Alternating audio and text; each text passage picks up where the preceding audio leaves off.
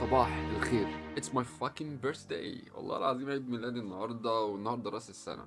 عيد ميلادي عيد ميلادي. انا مولود 1/1 يا سيدي.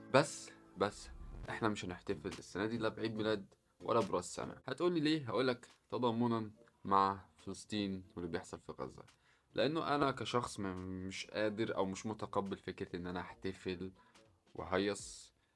وفي ناس جنبي بتموت، وفي ناس بتعاني في حياتها، أطفال ونساء وناس كبيرة.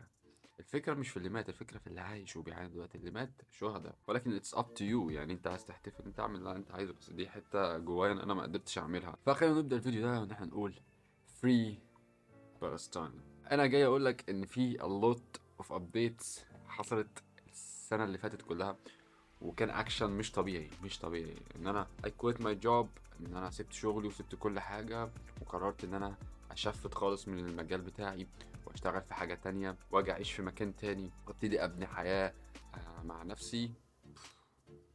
الموضوع صعب وكبير واكشن. خلاص جيش وجامعة، وابتديت اشتغل في المجال بتاعي، اشتغلت في صيدليات، اشتغلت في شركات، والموضوع ما عجبنيش. مش حاسس هو ده اللي انا عايز اعمله. مش حاسس ان الحياة دي مناسبة معايا. انا ممكن تبقى مناسبة معاك انت، يا بختك انت مبسوط ومرتاح عايش وكمل عادي جدا، ولكن it's not for me. فقررت ان انا اشفت بقى، وان انا ابتدي اعاني وابدا from the scratch. فقصة طويلة. وهتفتكر ان انت حوار تشفت ده موضوع سهل، انا هسيب شغلي وامسك في شغل تاني. الموضوع صعب جدا ان انت بقى تبني بورتفوليو بقى، وتبني حياتك، وتبني حاجة، وتبني سي في بقى، ان انت تروح تقدم في شغلانة وتتقبل بقى ويقبلوك، وان انت دي مش كليتك. حوار كبير يعني، بياخد وقت ومعافرة، بس في الاخر بتنجح. فالسنة اللي فاتت كانت لطيفة.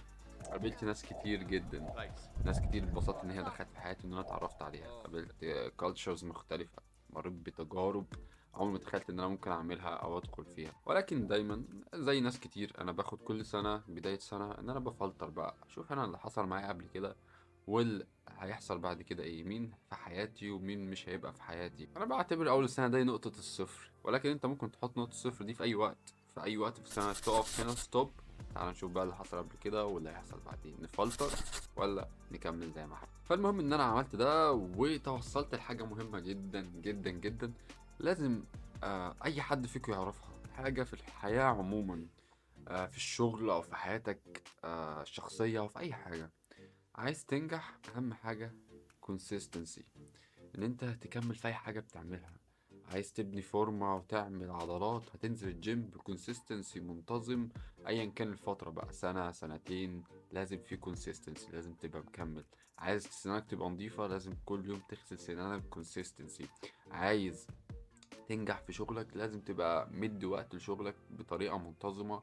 كل يوم انت هتعمل كذا وكذا. عايز تنجح على السوشيال ميديا، كونسيستنسي، ان انت هتعمل محتوى ايام معينة لفترة طويلة جدا، وما تستناش ريزلتس كبيرة في البداية. فاكتشفت ان الكونسيستنسي من اهم الحلول والطرق للنجاح. فلو عايز مني نصيحة، consistency. حاول تتعلم ان انت يكون عندك consistency في حياتك، ان انت تعمل الحاجة بانتظام دايما. انا بقول ده ليه؟ لان انا خلاص قررت ان احنا هنبقى في consistency على السوشيال ميديا وعلى اليوتيوب، ان احنا ننزل فيديوهات بانتظام لفترة طويلة جدا.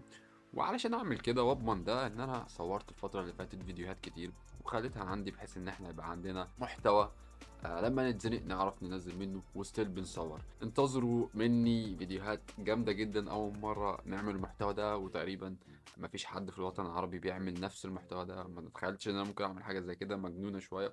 ولكن متحمس جدا ان انا اشوف الفيدباك بتاعكم، واتمنى تشوفوا الفيديوهات الفترة الجاية.